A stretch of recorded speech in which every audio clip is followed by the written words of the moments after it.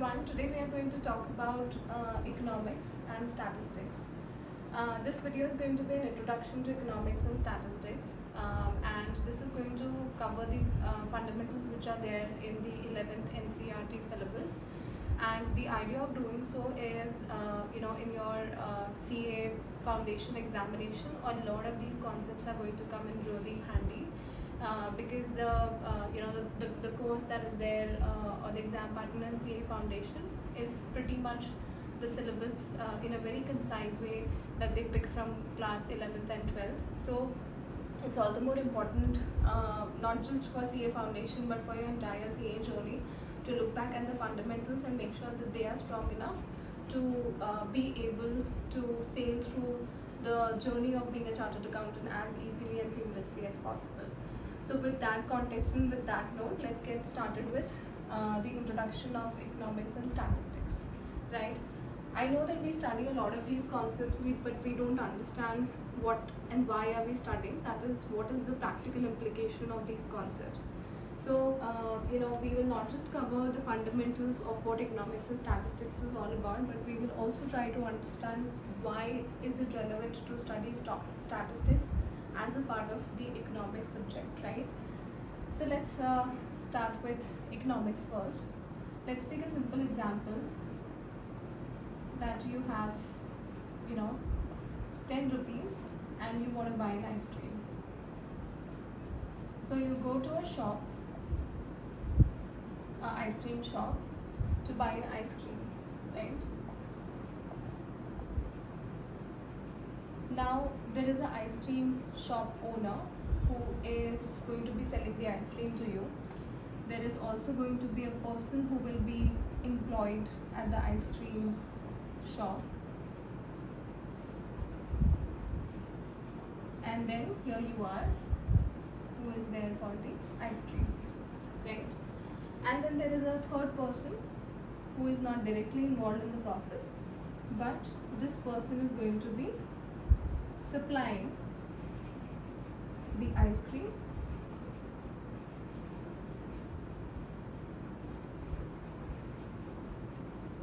to this seller or this shop owner, right?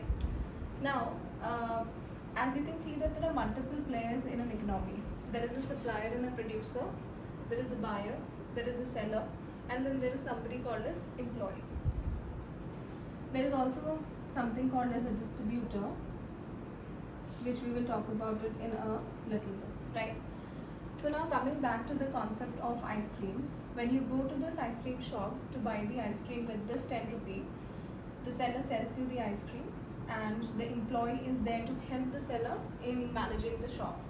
So, and then there is a supplier or producer who actually produces these ice creams, and then there is a distributor who will actually pick these ice creams from the supplier and supply it to the shop owner, right? So these are the various players that are there in the economic market. Now, when you go with this 10 rupees to the ice cream shop, what you also see in the ice cream shop is not just the ice cream, but you also see there a bar of chocolate, right? So now you get confused that I just have 10 rupees. So should I buy an ice cream or should I buy the chocolate? Now you fixate your mind that, okay, I want to buy an ice cream. Now, even in ice cream, there are multiple options. You have a chocolate ice cream, you have a butterscotch, you have a vanilla, right?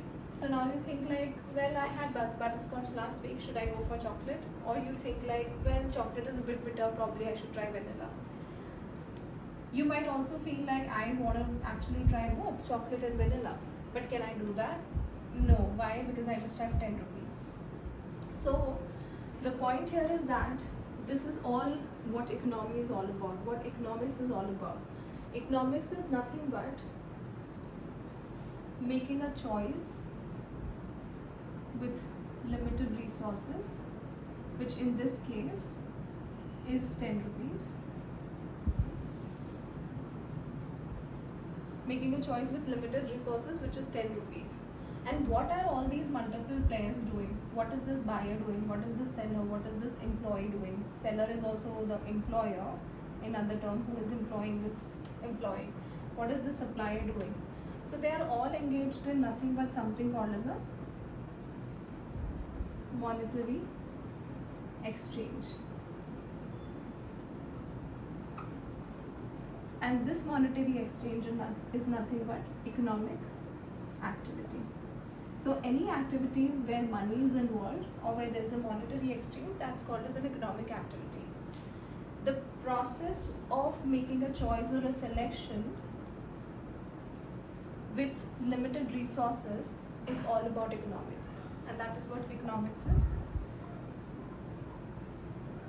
all about, right?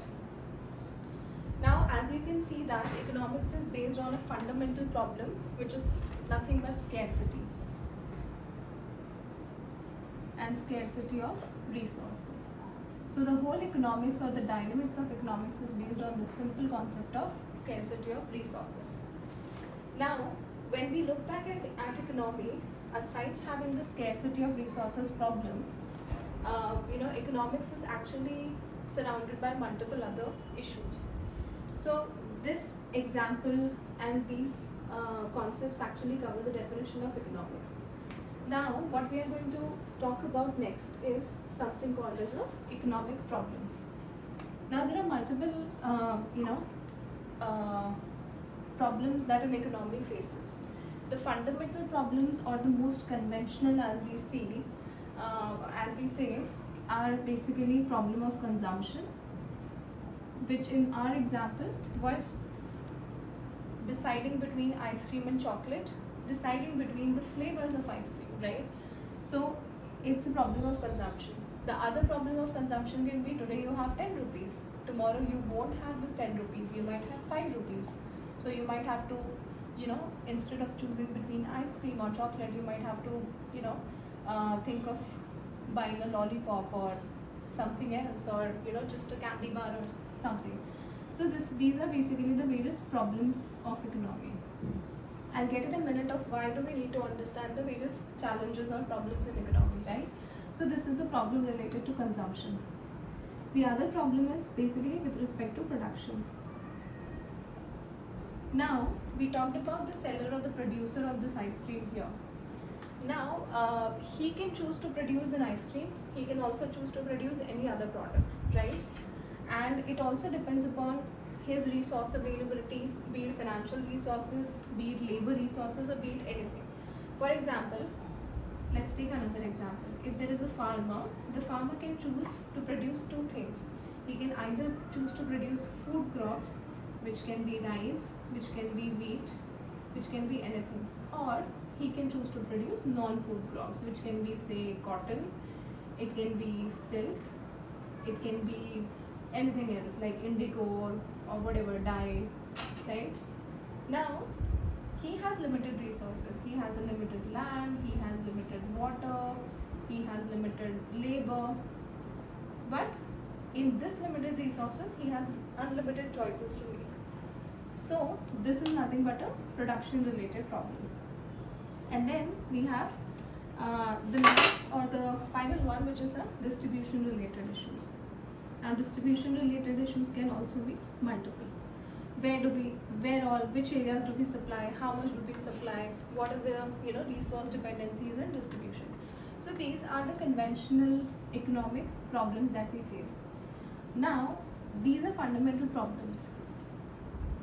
Every problem, it's important to understand a problem, because the deeper we understand these problems, the better we are going to understand the causes of those problems, right? The reasons, what are the reasons which are causing those problems. And unless we understand the problem, we won't be able to get to the cause. And if we don't get to the cause, we won't be able to have a solve or a solution for it. For example, whenever you are sick, you might have a fever. Now, when you go to the doctor will try to understand the cause of that fever. Now, the cause of that fever can be a stomach flu, it can be food poisoning, it can be typhoid, it can be anything. So unless and until they really do and understand what is the cause or what is the cause of that fever, he will not be able to give you a diagnosis, and hence, basis the diagnosis, there has to be a solution, right, or path of recovery. So we want to get to the solve. So we initially talked about economics. what exactly economics is all about. It's all about a monetary exchange. Then we talked about the various problems associated with the economy, right? And now what we are trying to do is we are trying to relate the concept of economy and statistics. So we took another example of us falling sick, right? To understand their problem and then to get to the solution. Now, in parallels to economy and in parallels to statistics, statistics is going to be that powerful tool which will help us to determine what are the causes for a particular economic problem, and that is the entire role of statistics. Statistics is a very important tool which will help us to identify what are the various causes of various economic problems that we are facing, and with the help of that identification we will then be able to determine the solve, which in economic parallels would be called as nothing but, I'm just writing it over here because of lack of space. The solve is going to be economic policy, right? So now let's talk a little bit about economics. Okay, so now let's talk about what is statistics, right?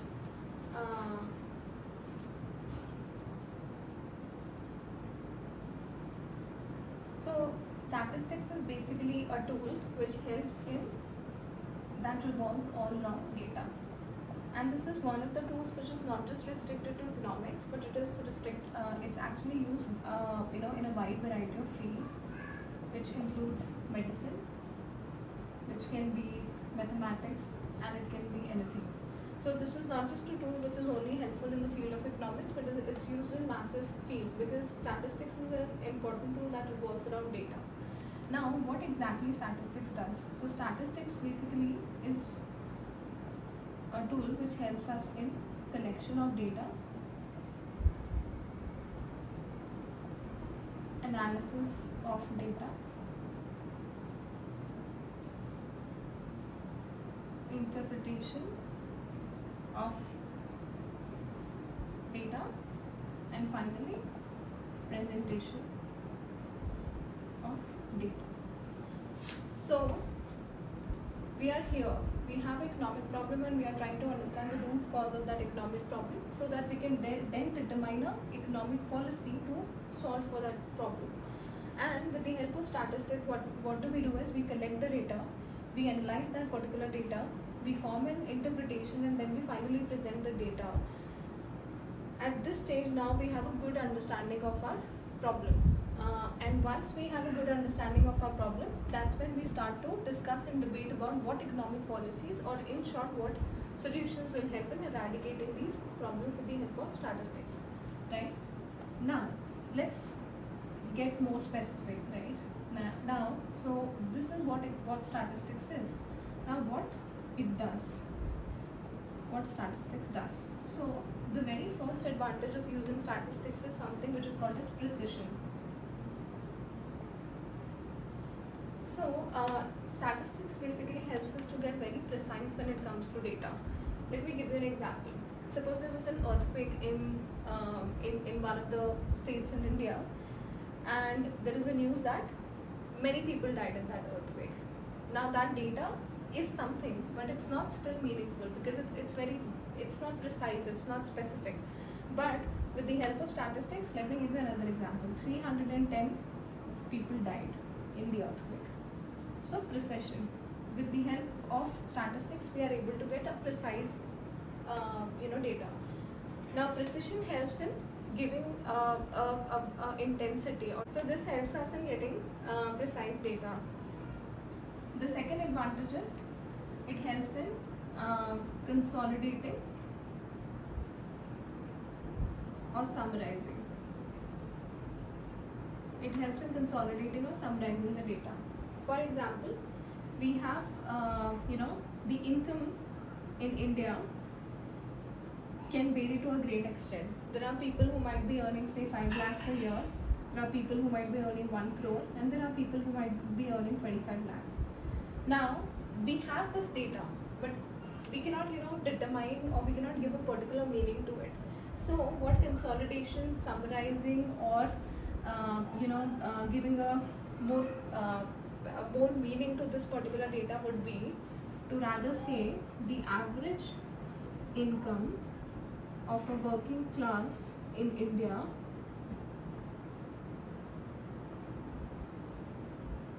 is 15 lakhs. Now with this data we can make a comparison. With this data we can form some meaning, we can form some understanding, right? Then the third important aspect is relationship. Statistics is a very important tool that helps us in forming relationship between various factors which are in play in a given set of an environment. And by that I mean, for example, let's talk about demand and supply, right? Whenever if in a particular economy the education level or the literacy level is low, then that may result in lower jobs or less employment. Less employment would mean less purchasing power, and less purchasing power would mean less demand. Therefore, it might impact your supply. So the prices of the commodities as a result of the lack of purchasing power of the consumer might be low. So this kind of relationship establishment can be done only with the help of statistics, right? The other common example is in the recent years we have seen a lot of fluctuation in the oil prices. So suppose if the oil prices go up, then our imports go down, import of oil. Similarly, if the oil prices are down, then our import will go up. This is a very simple and a common example. Aside this example of how, if we double down on the causes, how lower education can then impact even the product prices. So that relationship establishment can be done with the help of statistics and economics. So this is pretty much what statistics is all about. Statistics is a fundamental tool that deals with the analysis and collection and interpretation and presentation of data. It is not just a tool which is restricted to economics, rather it's a tool which is used in various important fields such as economics, medicine, maths, and numerous other fields. And with the help of economics, you can actually analyze the data, form a meaningful interpretation from the data, and then finally work on various economic policies which can help in eradicating numerous economic problems. And one of the most fundamental economic problems that we talked about in the beginning of the lecture was the scarcity of resource, which is the very fundamental problem on which the entire concept of economics is actually based upon, right? So this covers and this sums up our first chapter on economics and statistics and the role of statistics in economics. I hope this was helpful. I would recommend all of you to go through the NCERT chapters or any other reference book that you might be using to study, and try and relate all these concepts that we talked about today from those books. And if you have any questions, please feel free to reach us out in the comment section. Thank you.